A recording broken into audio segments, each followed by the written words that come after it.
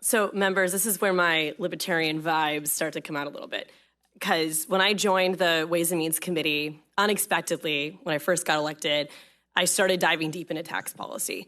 I wanted to be someone who could debate the topics, learn from others, but be able to ask the tough questions. And you can't do that without some foundational knowledge, which candidly, when I came in here in 2018, I had no knowledge about tax policy. And so started diving deep into incentives because they are a common tool we see local governments use and, of course, state use as well. And you start realizing just based on empirical evidence. So I'm not going to speak to how things make us feel, but just like the logic behind it. There really is not a lot of good evidence to claim that incentive programs work. What ends up happening is that we create like a second competitive market just based on incentives.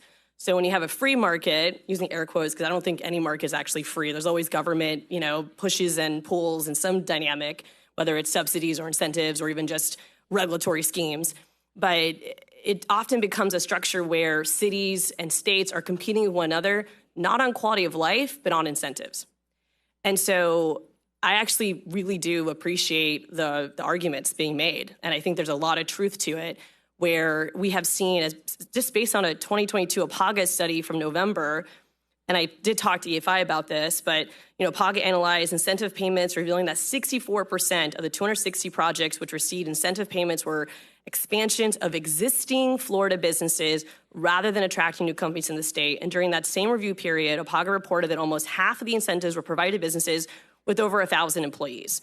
And I just think we have to reflect on that, right? And reevaluate our programs. And I will add too, when I think about who benefits the most out of some of the examples that I asked to the sponsor, there's one program in particular, the Urban High Crime Credit Tax Program, that I have filed repealers for every single year when I could do repealers, and never got a hearing for it. And so it's very refreshing that we're actually talking about it, because that program in particular, overwhelmingly, the three companies who benefit is Universal Studios, Walmart, and Publix. And I would argue these are three companies that don't need incentives, point blank.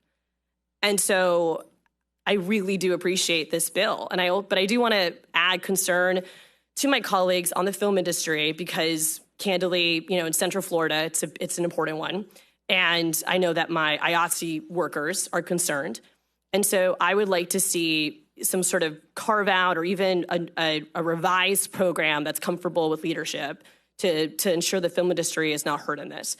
And I've already spoken to the bill sponsor that we can try to work on something, bring in the stakeholders. But, I have sensed that the main opposition to this is film. And if we can solve that problem and perhaps look towards research with the Pew Charitable Trust, for those who don't know, the Pew Charitable Trust does amazing analysis on incentive programs. I actually sent that research to the staff director here and others, because I do think it's important that we evaluate these programs, if not annually, at least every 5 years.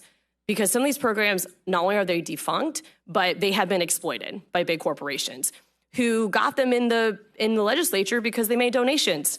I mean, that's what it comes down to, y'all. The legislature process gets captured by big companies.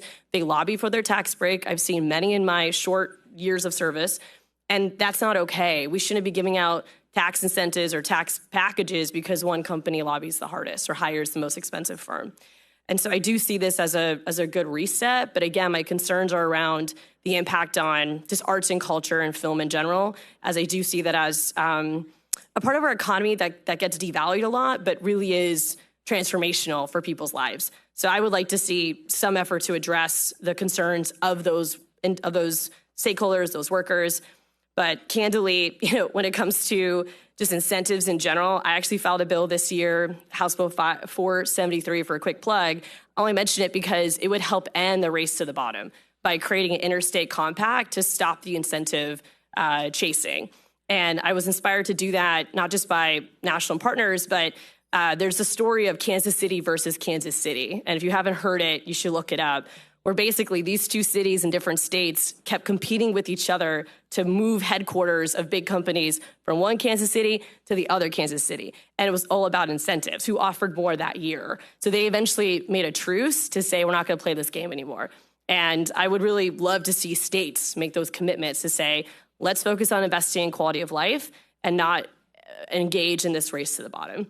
And then I'll also just add real quick that perhaps a way to improve some of these programs is we put a cap on the business size to ensure that it is small businesses who benefit. So maybe that's a conversation with a bill sponsor to consider limiting some of the programs for film, for example, to ensure that it is small businesses that benefit the most.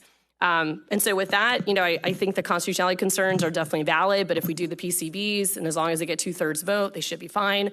But I look forward to the dialogue and trying to make this package one where everyone who deserves the support or needs the support, I should say, can get it.